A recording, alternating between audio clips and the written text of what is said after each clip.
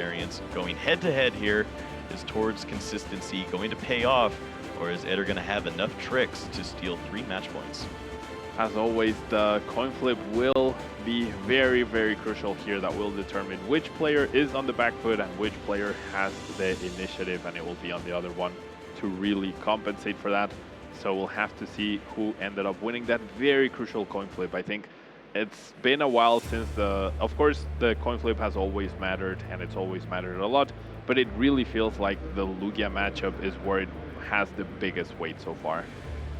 See Tord's favorite Pokemon there, the Celebi on the deck box. It's a nice thing to see there. And of course, his favorite Pokemon card is the Oranguru, and that is featured in this list as well. Something we don't always see in Lugia, and it's nice to see that card sneaking in. It does have some playability here. We could see maybe some special energies that want to be found by Archeops placed back into the deck, perhaps. So. Going to be interesting to see how that card is utilized. Yeah, absolutely. That's part of Tord's consistency package. But on the other side, we do have Path to the Peak on Eder's deck. So we'll have to see if the prizes have any influence on the match. We're about to see them right here. We do see Eder placing them first. And we see his own Pumpkaboo and one of the Hyper Potions. Those are part of the text that he's playing here. Yep, on Tord's side, we do see one powerful energy, so some reach is going to be gone along with that choice belt. And one of those Serena copies down near the bottom could be beneficial to staying in a prize exchange. So overall, I think both these players are primed and ready to go.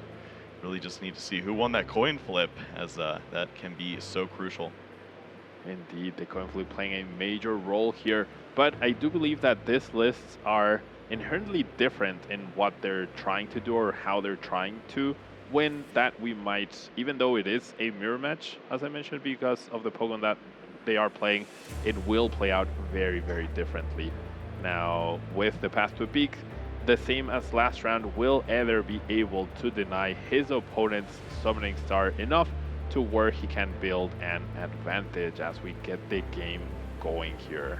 Yeah, this is going to be very similar to seeing the Arceus decks of old, as they make use of their Star Birth, or Summoning Star in this case, and then just try to lock in that path to the peak and avoid their opponent ever being able to use those crucial abilities. And Eder is going to have the slight advantage now, starting off with that Lugia in the active spot and going first, and the Evolution Incense likely going to be searching out that Archeops, which likes to hang out in the discard pile.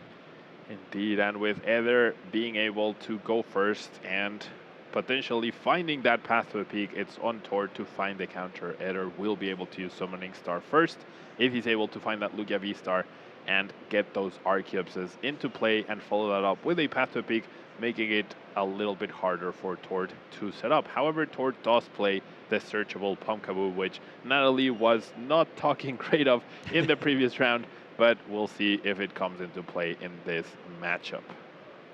Well, nothing else necessary on the other side for Eder, just going to use the Incense and pass, and it is over to Tord now, who is going to start off with a similar strategy. Finds the Archeops already in the hand, so Quick Ball is going to put that in the discard pile nice and easy, and I expect to see Lugia at some point, right?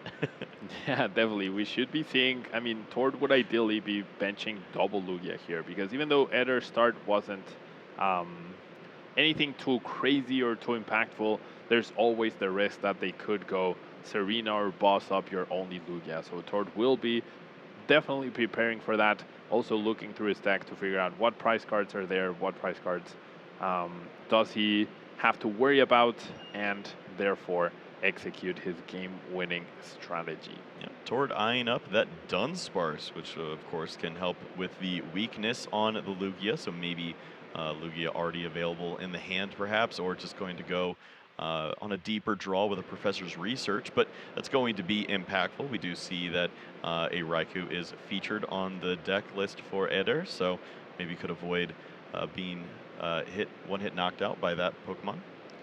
Now the risk of your single Lugia, if that's all that Tord ends up benching, the risk of that going down it's definitely lower than if you're playing against something like VMAX, right? Lugia doesn't have that crazy draw power that Genesect offers.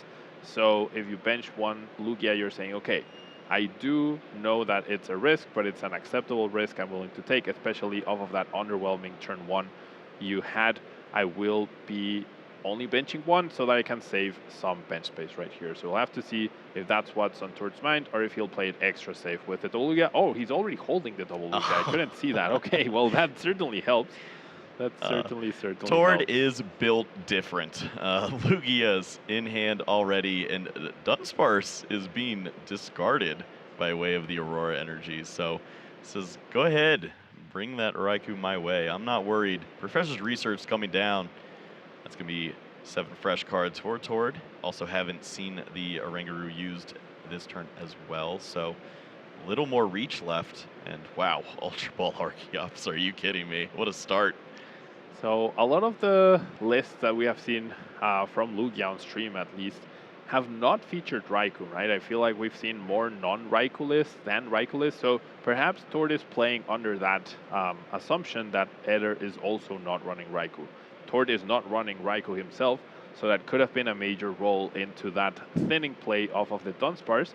And it honestly could be costly. If you're Eder and you're seeing that, then you know that Raikou all of a sudden became a really good option. And with an Oranguru already in play, and that means there's a potential 3-price turn for Eder in this game.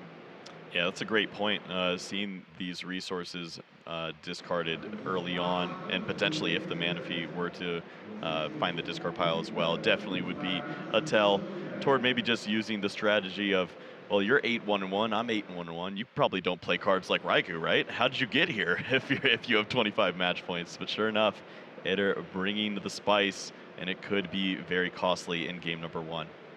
Indeed, just like the differences between 3 or 4 Archeopses, 3 or 4 Lugias, there's many minor differences that can make or break a game. And Eder, even though the Raikou seems less useful overall against Lost Zone decks than the Stoutland, there's definitely merit to Raikou, and it is a lightning type, so it does hit for weakness on the Lugia. So it'll be interesting to see if that comes into play, if Eder even needs it to seal this game. Because if Eder manages to win this game without revealing the Raikou, that could also play into the mind games of Tord not preparing for it again and getting punished for that. So it'll be interesting. There's a lot of mind games going on, and the fact that neither player knows their opponent's deck list exactly and can only make educated guesses definitely plays into the match. Yeah, that is a fantastic point. The choice belt in combination with the amazing shot would be able to take a huge knockout on a Lugia V-Star, potentially also removing a card like the Oranguru, stealing an additional prize. That could be a huge swing turn. And if Eder doesn't even need to use that in game number 1, can just use the initiative of going first and potentially having a decent hand here, as we do see the quick ball throwing away the Archeops, then certainly you could expect if Eder does win game number 1 without that card, that maybe could be the difference between going second in game number 2 and starting to come back from being down half a turn. Now, Eder does have a very interesting choice here. He does have 1 Archeops in the discard pile. He is holding the Path to a Peak, and he does have that Evolution Incense. Now, with the research, either he's going to go for the double Archeops, and that means he cannot play the Path to a Peak down right here because he would not be able to use Summoning Star himself, or he could have chosen to go for the Lugia and... Oh, wait, no, he already has the Lugia V-Star, Wow. but no way to discard this Archeops other than the research, so he will not be able to do the Path to the Peak after the Summoning Star, so he'll be hoping to draw another copy off of this research. Yeah, interested to see if maybe, yeah, it looks like there were 3 copies of Serena, so maybe there was an opportunity there where you just make use of the discarding effect from Serena and get that Archeops into the discard pile and then play down that Path to the Peak, but going to just take an opportunity now with playing the percentages, throws away 1 of the paths, has 2 more left in the deck, and here comes the Summoning Star. Did we see the path in that 7-card hand? I'm not sure. I don't think we did. Yeah, and I agree with you. This arena probably would have been a slightly better approach there to be able to do everything that he wanted, right? Oh, we do see the Path to the Peak, in fact. So getting rewarded by that research, and Eder knows he has the advantage right now. He is using Summoning Star first. He will be able to get those 2 Archeops down immediately. Will be benching another Lugia, and he'll have the prize initiative right here. Yeah, that is perfect. Never punished. Finds the perfect cards off of the 7 there. And Lugia is ready to go with the Tempest Dive. Going to even start to charge up the second Lugia on the bench, which could potentially be a liability. We've seen the player who goes second with Lugia sometimes have to go for some of those reach prize cards, as sometimes the first Lugia is difficult to knock out. Yeah, that preparing that other Lugia could be a tell for Tord that Eder's list is a little less heavy on the single prizers, right? We haven't seen Yveltal down, we haven't seen Radiant Charizard, and Eder is playing Path to a Peak, so Tord must be wondering, like, what exact kind of Lugia list am I really up against right now? Well, we'll see what Tord's strategy is. Step number 1 is do not play under a path. So we'll see if the hand has anything to help out there. We did see Tord grabbing the Luminion last turn and not playing it. So potentially already had the answer to a path in hand. Indeed, he also used Oranguru to save a card there, so could have been a path counter, could have been the supporter that he needs this turn. Tord does play 3 Path to a Peak counters, one of which is Pumpkaboo, the other is a copy of Collapse Stadium, and then finally a Lost Vacuum. Any of those would be able to grant him that counter and allow him to Summoning Star to match his opponent's setup right now. We're going to see a powerful energy coming down, and whoa, maybe this hand isn't very good. Read the Wind, discarding the Archeops. At least that's where you want Archeops, but 3 cards past the turn, past the initiative, and that's a lot of prize cards that Eder's looking at on the other side. So Path to a Peak doing its job, right? Like, it is being a differential in this mirror match. Eder does have now this advantage because he is choosing to play copies of this card. So immediately being rewarded with a very underwhelming Read the Wind turn. He will be able to get a further 2 prizes ahead, whether he knocks out the active Lugia or chases after the Lugia V-Star, as he was able to get the Serena off his prize cards the previous turn. Well, not seeing the Luminion on the previous turn makes me think that maybe Tord just didn't have an understanding of the path being in the deck, or at least as heavy of a copy as it was. We only did see the path hit the discard pile on the turn that path was played. Here comes the Serena, and that's going to target down the Lugia V-Star. And this is bad news bears. Powerful energies are going to be able to take the knockout there. Eder down to just 3 prize cards. We even see the Hyper Potion from the prize card, so he could definitely weather any sort of small damage that Tord does now.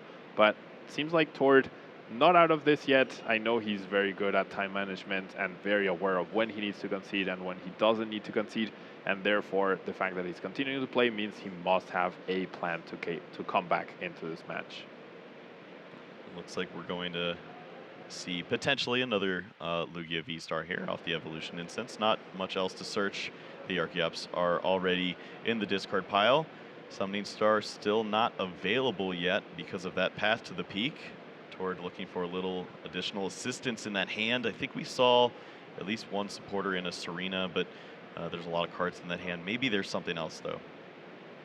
Now, if Tord is able to respond to his Lugia with his own Lugia this turn, then that would be a lot of powerful energies gone for Eder, meaning their response on this Lugia would have to be through a different Pokemon, meaning either Raikou, which would reveal the fact that Eder is playing the Raikou, or Radiant Charizard, because Eder is in fact not playing Yveltal in his list. Yep, that is a great point to mention. Just not going to be seeing that card featuring some different versatility choices. The Crobat is a general feature that we see, but the Crobat V Max is actually going to be featured in Eder's list as well. A general answer to Mew V Max, but occasionally finds its way into some of these exchanges just because of the high hit points. Exactly. I mean, that Crobat V Max can sometimes make it so that Crobat V is no longer an easy target on the bench.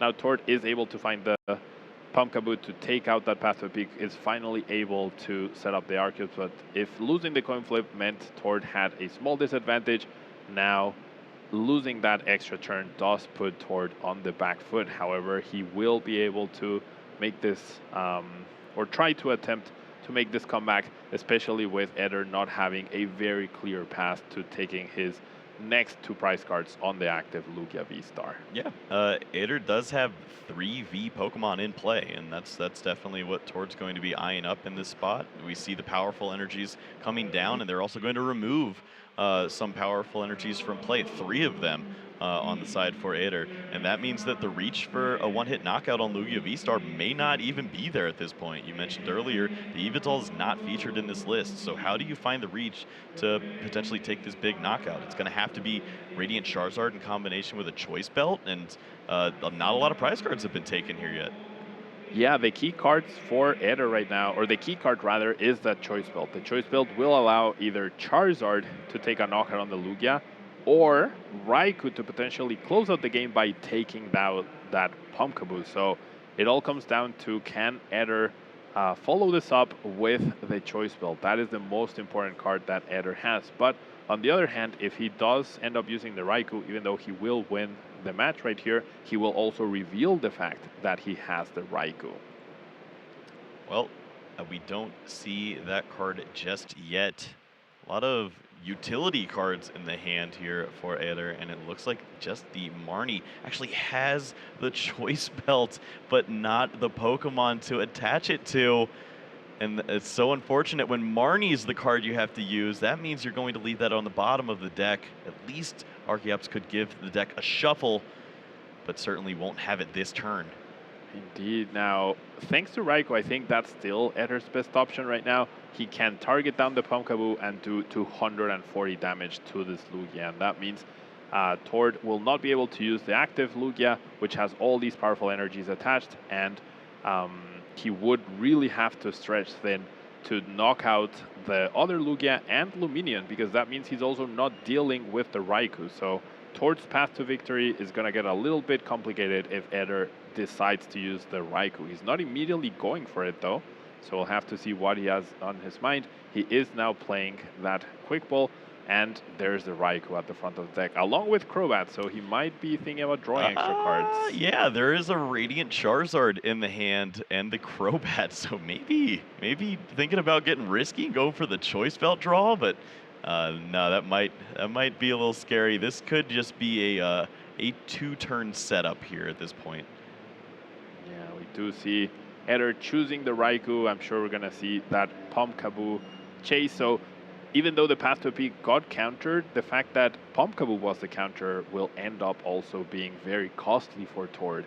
So we do see the advantage of Pumpkaboo is the fact that you can easily search for it with either Ultra Ball or Quick Ball, but it's also a liability, and Eder being able to shuffle his deck now means the Choice Belt is no longer at the bottom, and he will be able to draw a clean 6 cards to find that Choice Belt to finish the game right here, this right is the now. best of both worlds. Ultra Ball discards the entire hand. Can he find the belt? It's not there. It is in fact not there. Still plenty of options left, and he has such a big advantage right now that he doesn't necessarily need to win right now, but getting rid of the energies on Lugia to retreat and then losing the Raikou will mean that Eder will be a little stretched for resources.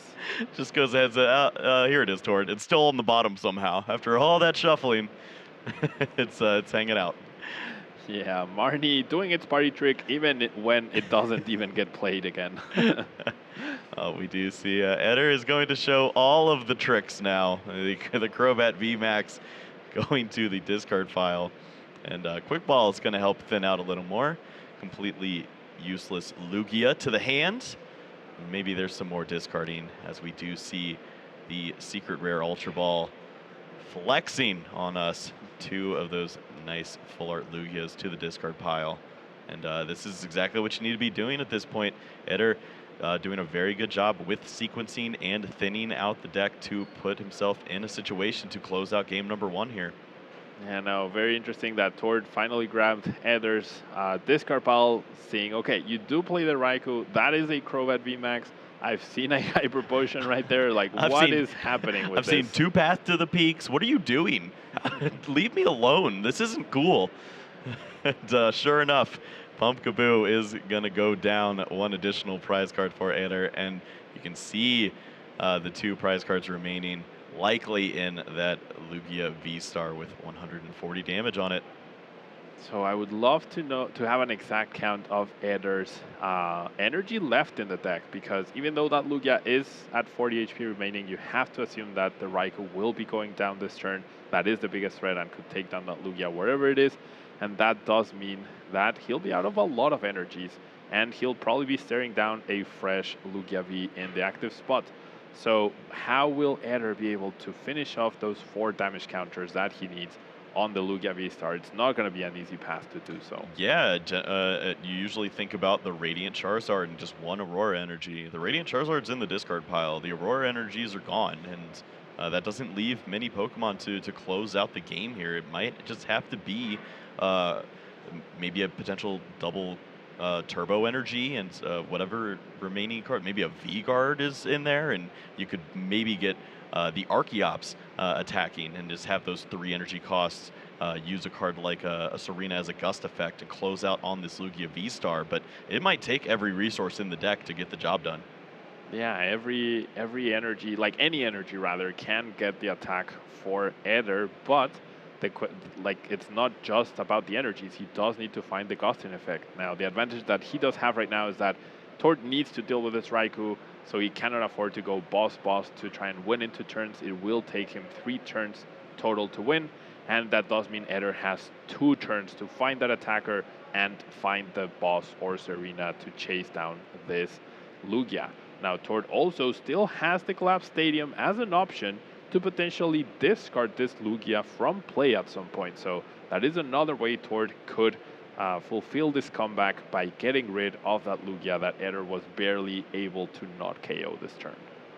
Yeah, it looks like Tord is going to start featuring some of the single prize Pokemon in the attacking game here, and then that kind of leads into an issue of, well, anything getting knocked out after this Archeops is knocked out means the game ends anyways.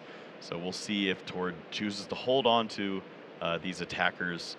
Honestly, I think it just comes down to what Eder's able to find on the next turn, because this is starting to get a little bit awkward now.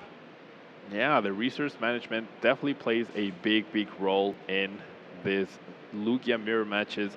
The powerful energy counts, the double turbo counts, and also the single prize attackers available. I'm sure Tord, now seeing that Lugia, will put a little bit more value on the Dunsparce that he immediately discarded on his first turn.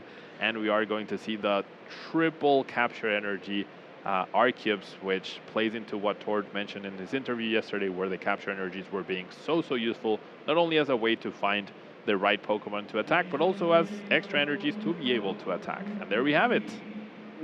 The Collapse Stadium does come into play and will get rid of that Lugia V-Star that barely survived. So if there's a comeback in the making, that Collapse Stadium is a key card to make it so. Yeah, I didn't know what Pokemon was gone, but sure enough, it was that Lugia V-Star, and that is, it's a great point. Having the additional capture energies just means that maybe you have some additional reach at the end game, being able to just have any energy type, any colorless energy typing, just to help find some of these attacks at the end. Maybe Radiant Charizard needs just 1 additional colorless cost, or you need to start using these Archeops to attack, and sure enough, it's coming in handy here, as Tord is going to make use of this Archeops to take a knockout here on the amazing rare Raikou. Now, with 2 Lugia V down right now on Tord's side of the field, I guess the Collapse Stadium did provide that value, and I think it's important to note how Tord doesn't know exactly what Eder is playing, and therefore he might be playing something that can place 4 damage counters right there. But if Lugia can get powered up, then the game still comes down to having access to the boss's orders. And we do see the 2 double turbos available, which actually will not allow Eder to take down that Lugia. So removing that Lugia V-Star is now a big deal. So we see how the energies available really change the dynamics of the game, and the damage reduction from double turbo is making a big difference right now. Yeah, absolutely. Tord must have just had the information looking through the discard pile that all of the powerful energies were no longer available. I'm sure we could have kept up with that too, I suppose. We did see that one Lugia V-Star fall early with 3 powerful energies, and it is going to be up to this Lugia likely to close out the game for Eder. It's got very few energy left, if any, to make any other attacks. And Tord is going to try to put on some pressure now. You have to think maybe that the Radiant Charizard could get involved if we could see a Choice Belt. I don't know if that was one of the prize cards taken. We did see it in there. Yeah, I don't think it was. And we are going to see the backup Lugia now, so it's a war of attrition now. It came from... Oh, he did take the Choice Belt. Interesting. Okay, so... but we do see the Aurora energy in the prize cards as well, so maybe there's no possibility to attack with Charizard this turn. Otherwise, I would have been able to take a knockout on the Lugia V-Star and put Eder on the back seat, because I think he only has 1 energy left. Yep, anything you can do, I can do better. I have more resources than you. Tord is just going to attack in to this Lugia, and this means that there's an awkward spot now for Eder. He sees that, yeah, he could definitely attack into this Lugia, but if you don't find a Gust effect this turn, I think the game ends. I mean, so Eder is holding a Hyper Potion in his hand, but he did draw one of his last remaining energies, the Capture energy, so now he cannot heal, attach from turn, and then use Archeops to fetch that last energy to be able to attack. That Hyper Potion would have put him out of range of the Lugia attack, and it would have been on Tord to get the attack off. But I feel like if Tord had the Choice Belt in hand and didn't promote the Charizard, that means he's definitely not able to attack with it this turn. It looks like the Speed Lightning energy was in hand. That was likely going to be the attachment, and then just draws the other energy. And that's not where you want to be. Retreat. Try to live another day. Archeop's going to buy some time here. And yeah, the energy attachment comes down onto the Lugia. It is a capture, so you can go ahead and look through the deck. Probably not anything you're looking for other than where is my Gust effect. And was really hoping to see Tord just attack next turn. Yeah, if Tord does have his own Gust effect, it could spell trouble for Eder. He must have the read that Eder is running low on energies, so if you take down that Lugia, there's no more attackers left for him. So a real back and forth. It seemed like Eder was in such a good position with the path to a big down, the 3 prizes ahead, but Tord managing to make this comeback. Yeah, we were a Choice Belt away from the game ending a while ago. Eder not finding the right card, it looks like, as he slams that card into the hand. Yeah. So many opportunities to close out this game and just not finding them at the right time. Can't even find an option for drawing with the Speed Lightning energies, just an attach. I've played against Eder plenty of times in Mexico, and I know that when he has the win, he just slams the card immediately. He's showing the 2 Serenas to Tord. He knows there's no way for him to win this match, and that will be it. Tord does indeed make the comeback right here. That is pretty wild. It is tough to make a comeback down to 3 prizes in the Lugia mirror, and not only was it a comeback in terms of the prize exchange, but also the board state. It was a commanding lead for Eder, but Tord just able to make use of those resources like he always does, finding an opportunity to remove that Lugia V-Star, and that was the only real prize cards that Eder had available at the end of the game. And once the single prize Pokemon got into the action, there was just no way to come back for Eder. Just couldn't find the right cards at the right time.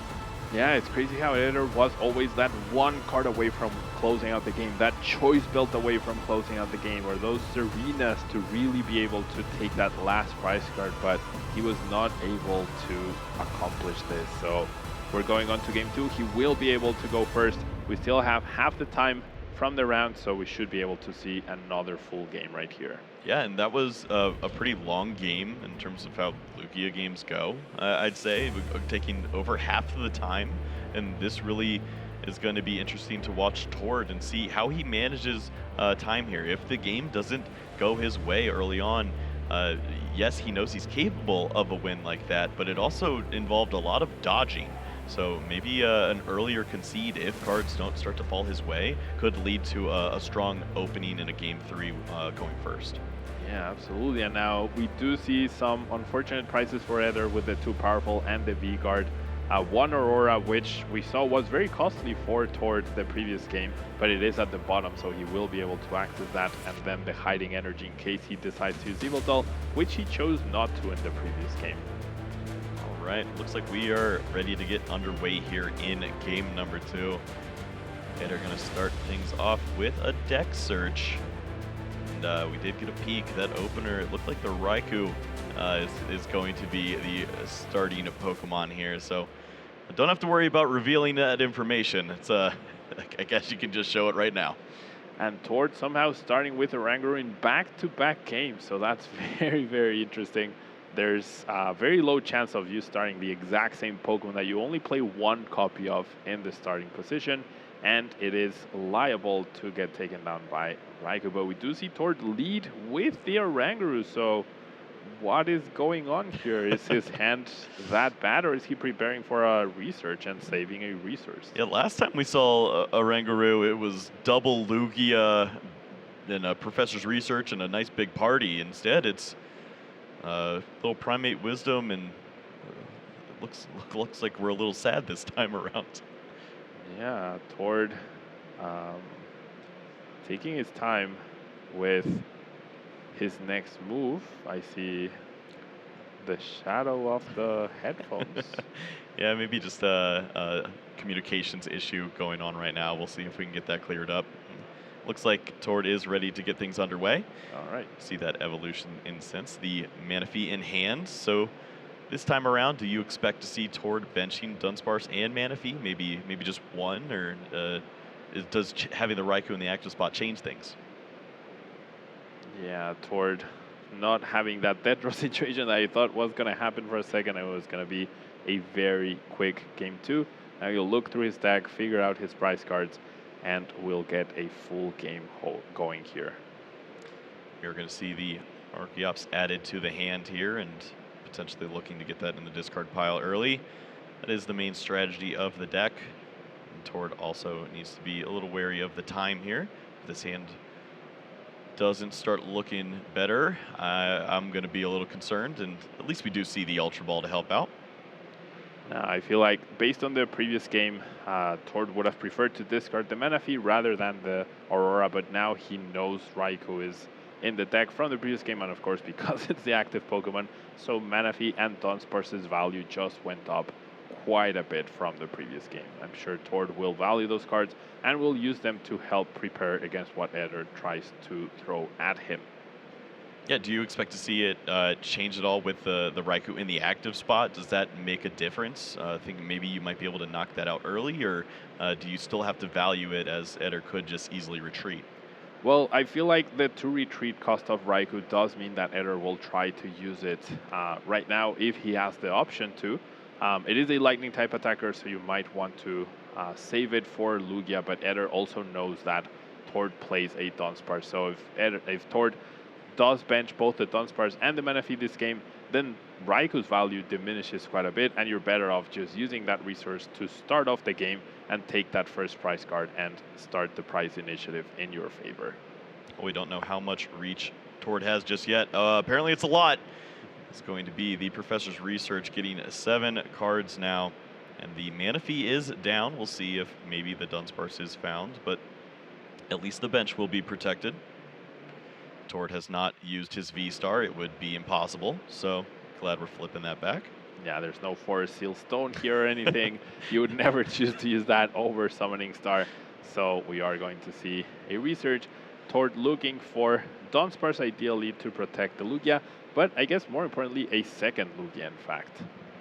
Looks like we are going to see the Yveltal hitting the discard pile there, so not going to be featuring Amazing Destruction this time, as it wasn't necessary in game number 1 for closeout. Could also just be a nod to the fact that the rest of the hand could still be pretty strong. Yeah, Amazing Destruction is a very energy-intensive attack. It does imply a lot of commitment of resources to it, so you really have to time it perfectly. And of course, it's best used when it's against a VMAX Pokemon worth 3 prizes, but this isn't the case, so perhaps there's no value in that Yveltal for Tord, and Eder not even playing it, so maybe in the mirror match it's just not relevant at all. Yeah, we've seen the reach against a Lugia V-Star that has the V-Guard energy potentially being an issue. But of course, if you look through your deck and you see those powerful energies, maybe you don't worry as much knowing that you could still potentially get a knockout even through V-Guard. Yeah, absolutely. I think Yveltal's value is in, like, you commit to one hit KO with the Powerfuls and then to the other with the Yveltal and then the last one with Charizard. But of course, Lugia can feature a lot of single prize attackers, making that investment not as great, right? You don't want to be committing 5 energies to take 1 prize card. That would not be ideal with such a fragile Pokemon. So now we're going to see Eder trying to get his setup, get his Summoning Star with that Path to the Peak to try and deny towards resources. 7 cards to the hand for Eder. Certainly would like to see a Summoning Star this turn. And we do see the Lugia V-Star. And there we go, flip of the V-Star marker for this game. Double Archeops to the bench, and that should lead to a bunch of special energy cards being available. Of course, we know that the Raikou isn't going to be too impactful in a situation like this now. With the Manaphy down, the spreading damage isn't going to occur, but maybe just focused on the retreat later on, or just having that single prize exchange right now on the Oranguru. Yeah, that Raikou, like, it would be super valuable if Eder had not started with it in the active spot, because it's in the active and it's so difficult to just get out of there. Then you might as well use it now, and then your plan will be to take down the Lugias with their powerful energies. And we do see the path to the peak, so that's as good a turn as Eder will be able to have. Now it's on Tord to respond to this with something better than Read the Wind like last time. I think there's a few other attacks I'd rather use. We'll see if Tord's able to find any of those. This, once again, does come down to countering that path as soon as possible. We know there are a few ways to do just that. The Lost Vacuum, a Counter Stadium, or the Pumpkaboo. Capture Energy could at least say hi to Pumpkaboo, but it's not going to get the ability off. Yeah, that's definitely not going to be in Tord's plan to get this Path to the Peak countered. He's just checking his deck, because if he did end up searching for a Pokemon and then Pumpkaboo ended up being his answer to the path, he would only have space for 1 Arceus, and that would mean it would get a little clunky here for him towards the end of the game to follow up on the pressure. So we'll have to see if he's able to find either the Lost Vacuum or the Collapsed Stadium off of this Marnie. So It all comes down to this. Well, who needs to be Path Marnied when you can Path Marnie yourself? 5 cards at least. And can Tord find the answer? Summoning Star would be so crucial this turn. Now, Tord didn't immediately play the card, which is something that, like, if you're excited and you find the card, then that's something that a lot of players will do, including myself. So usually you have 1 option, or no options, or 3 options if you're taking your time. Exactly. So, this looks like none. Yeah, so it seems like Tord will be delayed once again. That Path to the Peak that didn't stop him from winning game 1.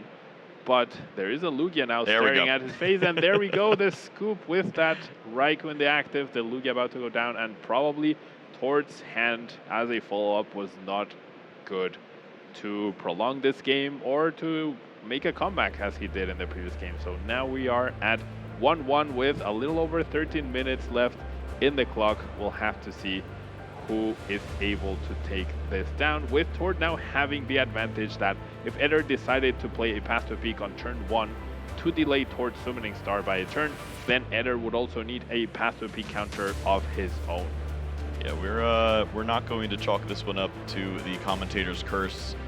Tord understanding that is likely the best play that you can make in that spot. Leave yourself 14 minutes to win a game 3 with very aggressive decks. And that's a great point that you mentioned about how awkward it is for Eder to play that path when you're going second, because you really have to have all of the resources available in your hand to make sure that you don't lock yourself out of the game.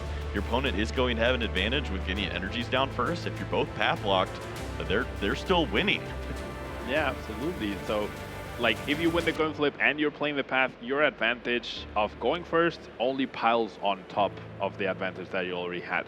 But if you're going second, the path to a peak can be a way to delay your opponent's summoning star, but you might also be delaying your own summoning star because it's not easy for Eder to get rid of his own path to a peak. So it could get a little awkward here in the beginning, especially if Eder plays down that early path and neither player is able to deal with it. But we'll see what we have in store for us in game number 3. An exciting one with both of these players with 25 match points at this tournament in round 11. A very strong showing, and we're going to see a double boss, double Aurora, double Lugia V-Star to start things off in the prize cards. What is happening?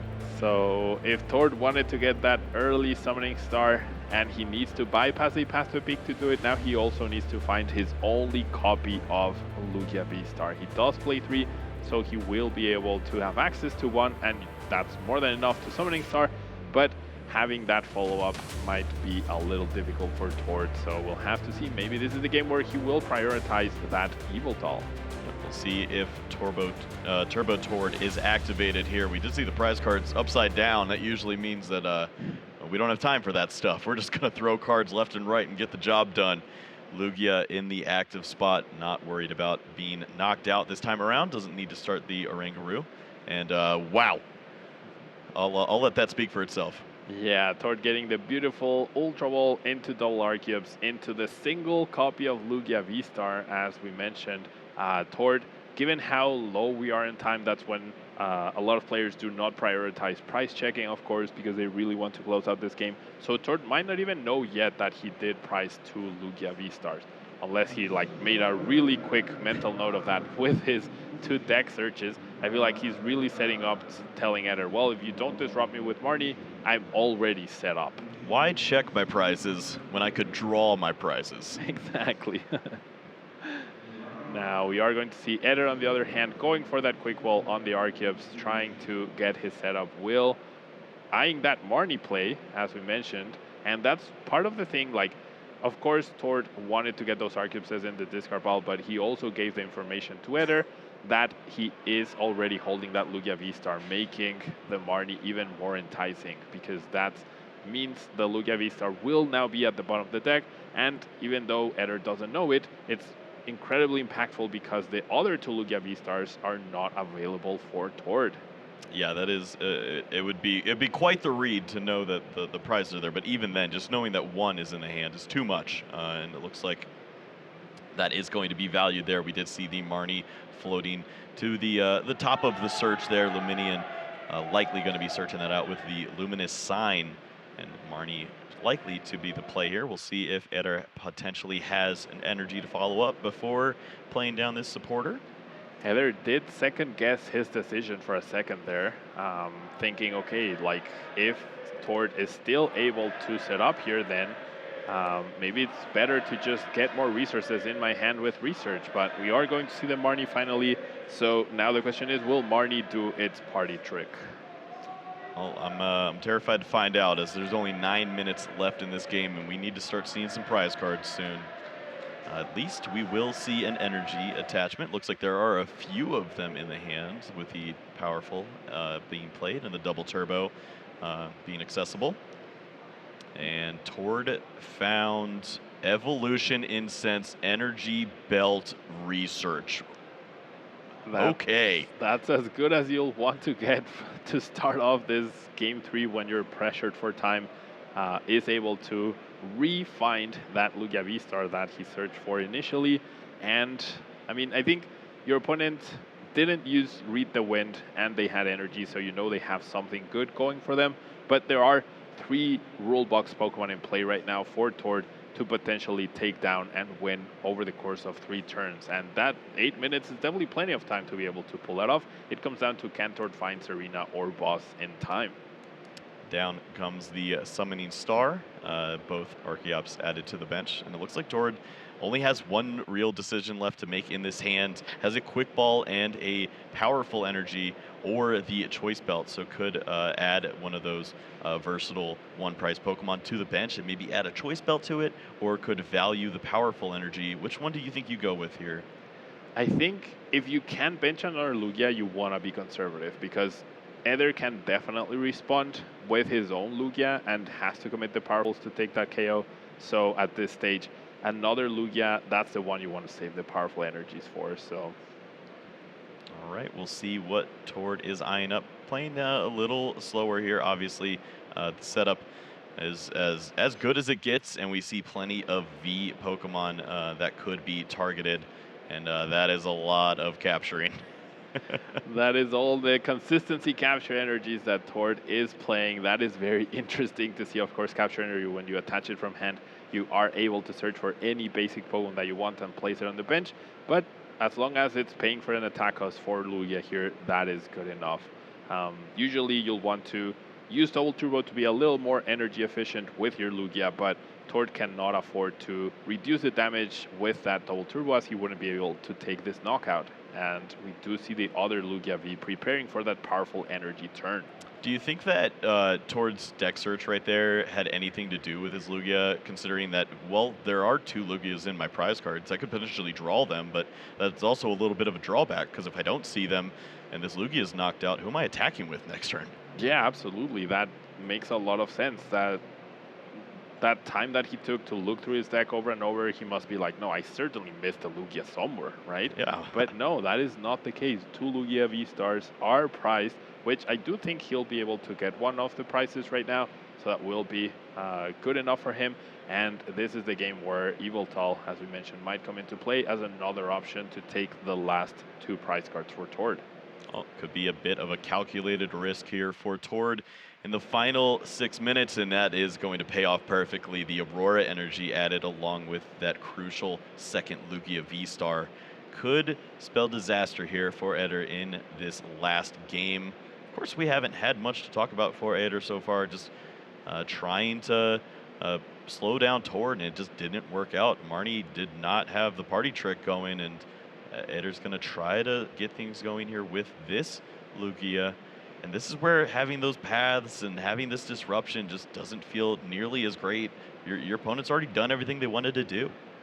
Yeah, the path to peak lets you build upon an advantage that you would already have if you won the coin flip, right? So not really working out for him. He wasn't able to find the path on his own turn 1. So Tord is now fully set up and has the perfect answer to Eder's initial Lugia.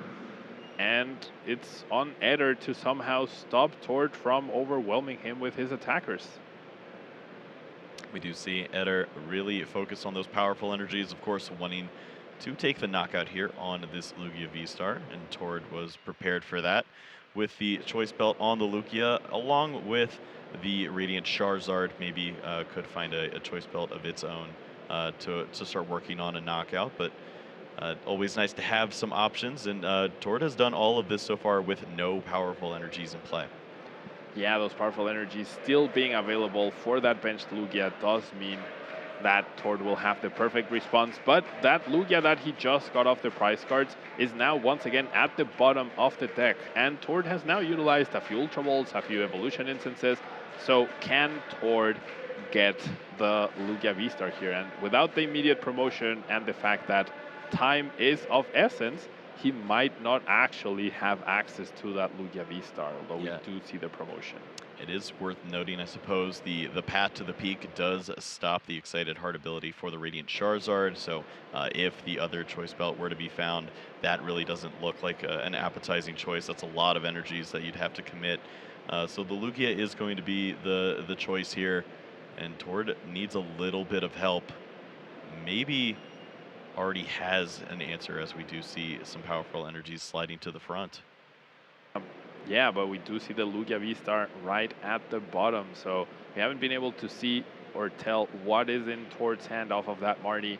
So it all comes down to that. Does he have a support, or does he have a way to find the Lugia V-Star? What is he going for? The double turbo there, plus the 2 powerfuls, that will be enough? No, that's 10 damage short, I believe, on the knockout here. We see the Aurora energy going to the Radiant Zard. Looks like, yeah, this is I'm very curious what is left in the hand at this spot. Yeah, both Archeops have been utilized, and Lugia simply attacks with its regular attack. Wow, that is intense. So the Marnie really pulling through for Eder right here. Yep, that is one way to do things. The arrow dive, discarding the stadium, dealing 130, of course, amplified by at least one of those powerful energies, and the choice belt going to deal 150 damage. And I guess that's not exactly where you see yourself in the mid stages of Game 3 in a really exhausting mirror, but you got to do what you got to do. Yeah, that was a very surprising move. Path to Peak did get removed by Lugia's attack, but another one comes into play, making sure that the Charizard is not an easy target. And the Lugia goes down, and Eder is only 2 attacks away from closing out this game now. I think Tord foresaw this coming with the choice of the powerful energies being attached to the Lugia, as now maybe an attack lining up with the Archeops could knock out the Lugia here, going for potential speed wing. Yeah, we will see as the V-Guard energy does not protect the damage from the Arceus. It did protect some damage from the Lugia, but this will be enough to take down the Lugia, putting Tord also at 2 price cards. And that Luminion is now the biggest liability for Eder, which he does promote. Yep, this would be an ideal situation to maybe have a gusting effect in this spot, so you could not only get this Luminion off of the board, but take a knockout in the process. So Radiant Charizard looking like a great option to gust if the cards were available. Yeah, if Eder does have a gusting effect to take down that Charizard through weakness, then that does mean that Eder will be able to close out the game. But no, he simply attacks the Archeops for 120 damage and should be going back to the deck. Yeah, he actually did have a gusting effect, but it's the Serena, and there's no Vs in play, of course, so just unfortunate there. Should just be an Aqua return. See the Luminion come down. We'll see if what the debate all is about. There is only 20 seconds left on the clock, so this actually is pretty important time as far as determining +3 turns coming up soon. Yeah, Tord does get the draw off, so it looks like Tord, unless he concludes this turn in the next 7 seconds, will be turn 0. Indeed, that was a very intense decision right there. The Archeops does survive. And are there enough powerful energies to take down the Archeops right here? Time is indeed now over. Charizard not easy to attack with because of the Path to Peak being in play. It does require those 5 energies. But yeah, what's Tord's follow-up here? Yeah, let's see if we can count along with Eder. See just 2 powerfuls, maybe 3 on that last one. So that would be number 4 already on the Archeops. Going to be short of a knockout on the opponent's Archeops now. Yeah, going to be 10 damage short. So if Tord doesn't get a knockout in this turn, being turn 0, then that means he will not be able to win unless Eder decided to bench a V Pokemon, and Eder will have 2 full turns to take a knockout. The question is, will he be able to? Does he have enough powerful left in case Tord retreats to a brand new Archeops? I don't believe he does. So we'll have to commit the Charizard, and then Tord could respond with his own Charizard, and then that means does Eder now have access to any attacker? This is going to be a very convoluted close to the game where it honestly could go towards either player. Yeah, this is going to be a really tricky spot. I'm even wondering, does Stoutland ever sneak into play at this point and try to steal an extra prize card? How do you work this out? I mean, I believe the Stoutland can only take the extra prize card if it knocks out a basic Pokemon, so the Archeops would not count towards that. Yeah, we'd be targeting the Radiant Charizard at this point. Yeah, the Charizard with the 2 prize cards. would be an option, but that would require a little bit of initial damage from the Arceus with the Stoutland close. So we are going to see a very interesting finish. The boss's Sorter's prize for Tord could factor into this end game. The double turbo for Eder could also be a factor, making the energy requirements be a little too harsh for him to fulfill on his attackers. So a very interesting +3 turn so far. Tord, welcome to take his time in this spot, as this is a very important turn. A prize card seems almost necessary at this point to stay in the game, to potentially get the 3 match points. I would love to be able to take a look at Tord's hand so that I could see what options he has available to him. There's no more powerful available. Lost Vacuum potentially as an option here. Could remove the path to the peak. That would open up the Charizard attack, but then that gets responded by Charizard itself. So yeah, this is going to be quite an interesting close to the match. I mean, I think it comes down to, can Tord find another attacker after the Charizard to close out this game? And can that attacker do enough damage, really? Well, Tord is going to leave that option, as the Radiant Charizard will be the promotion. Combustion Blast is online by way of the Excited Heart, as the path to the peak has been removed, which leads to a knockout. But where does the next knockout come from? I do believe Eder's Excited Heart was what caused the Luminion play last turn, which didn't allow him to take a knockout on the Arceus. I feel like we're so used to support Pokemon have low HP that Arceus' 150 HP is usually underestimated. Now we are going to see Eder's turn. He is eyeing up this KO, and the question, as usual, what can Tord respond to this? We are seeing the knockout, so it's on Tord to close out this match. Can he do it? Well, if one of those powerful energies from the discard pile could find its way onto that Archeops, we'd be in a much different spot. Instead, it's going to take a lot of brain power to get here. Is there enough energy? I think we see the amazing rare Evital, but is there even the resources to close that out? I believe Tord only plays 4 Aurora and 1 Hiding, and I believe we saw the Hiding used to retreat last turn, and an Aurora on the Charizard, and an Aurora on the not Aerodactyl, Arceus. Therefore, he does not have that third crucial colored energy to cover for the attack cost. I think it comes down to, can Tord survive a turn? And of course, Eder's Charizard cannot attack this upcoming turn. Lugia does have a lot of hit points for Eder to deal with, so it could come down to a draw. Like, I wish we could see clearly, like, both players' hands to really flesh out exactly what options they have. But now it really comes down to, can I survive from Tord? Yeah, I think I only see that double turbo. I don't even know if there was another energy in the deck. So energies. Well, there is one other Aurora, yeah. But I mean, that's not enough to even attack. So I mean, with the double turbo, Lugia can definitely not KO the Charizard anyways.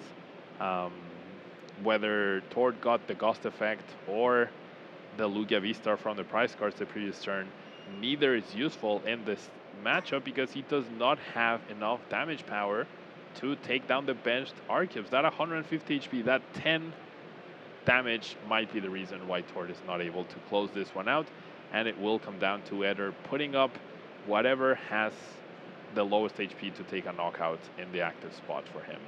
Well, Tord going to play around everything. Lugia down. Lugia even on the bench in case a wild escape rope comes out from nowhere. And just going to draw a couple cards, pass the turnover, and hope to stick around. Radiant Charizard not currently able to attack here. So we have to find its way to the bench, but switching effects also few and far between. Yeah, we did see Read the Wind from Tord, and I mean, Eder is holding a Quick Ball, and we know the Luminion is in the deck, right? So if he had access to a boss and enough energies to power up the Arceus at takedown, the benched Arceus, he certainly would be slamming down the cards now. I don't think he has enough firepower to take down this Lugia right here. There aren't enough colored energy to utilize Yveltal. Charizard just attacked. There aren't enough colored energy to use Raikou, so I believe he's out of options at this point.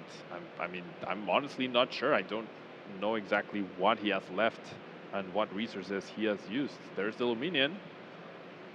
Yep, Eder's gonna try his best. The Raikou even potentially featured here.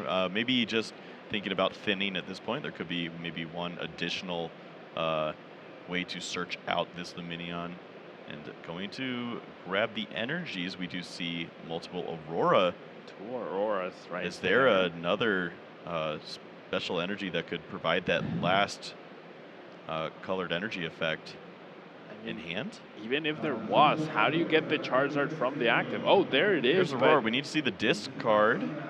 Crobat being discard. There's the Choice Belt. How does Eder retreat here, though? He's already attached energy for a turn. He's already used Arceus' ability. How does he get that Charizard out of the active spot? Does he have anything in his list? I don't see anything. I generally don't. He doesn't play Switch. He doesn't play Herballoon. I don't see how he can do this. That 3 retreat cost on the Charizard will end up being his, not demise, but rather both players will feel like they could have run with the game and they weren't able to do so. And there we have it. Yeah. Yep. There we have it. Both players showing their hands. So close for both of these players, but just not able to get the job done. So unfortunate, but also just a really great showing of these decks and how you can bring a completely versatile style of Lugia. We've seen the consistency version, and of course Eder's very interesting version that had all these different tech cards and ways to slow down his opponent, and it ends up being 1 turn short for both players, or maybe 1 resource short. It was such a close game 3. Indeed, super close. Neither player able to close it out. I was fully expecting one of them to be able to win despite the low amount of time, but yeah, this is our first tie on stream the whole weekend, which I think is very impressive. Yeah, I guess going back to that last turn, we're not sure if there was a boss available for Eder at the late stages. Just has the 1 copy, decided to focus more on the Serena and had 3 copies of that, but the V was not going to be the answer in that spot, so just must have not had the reach for a boss in that turn. The Crobat going on a deep dive just wasn't going to be the way to win. All right, welcome back everyone. So we just saw this very exciting game where that was, I don't know, that was a really high level Lugia mirror match where I think both players really showcased the versatility of their list, the versatility of their attackers, which they chose very differently and chose for different metagames. And one player was more prepared for a Lugia mirror match and trying to build on an advantage or trying to delay their opponent so they could catch up. And then we had Tord with the maximum consistency, just trying to get things going every single game just the same. Yep, it was impressive on both sides to see them finding ways to manage every last resource. It just didn't happen at the very end of the game, and I wonder if maybe the prize cards were a little different or if just the resources fell in the right order. We did see some pretty important cards hitting the discard pile early on, and it just led to not having what they needed to close out. And, it's tough, but both these players could afford a tie, I suppose. This is a very strong showing that was in the, I believe, the 5th table and the whole tournament right now. Both players now are going to be sitting at 26 match points at 8, 1, and 2, and there's plenty of Pokemon left to be played. Yeah, absolutely. Both players very in the running still for top 8 with pretty good records, only 1 loss. And I really would have loved to hear from Tord what was running through his mind after he discarded that Dunsparce on game 1 and then he saw the Raikou kid play. I feel like sometimes you can make educated guesses on your opponent's deck list, or you can like get a little bit of tunnel vision of my whole group is not playing Raikou, therefore no one else is playing Raikou, right? Because we didn't find it up to be optimal. But that doesn't mean that other players will not come to different conclusions through their testing. So we saw how the Dunsparce flew away in that first game. It didn't show up in the second game, but that's because the Raikou was the initial Pokemon that got KO'd. Yeah, we saw the Manaphy was valued in that spot just because at least one attack from the Raikou was going to happen, but maybe just not really considering, oh,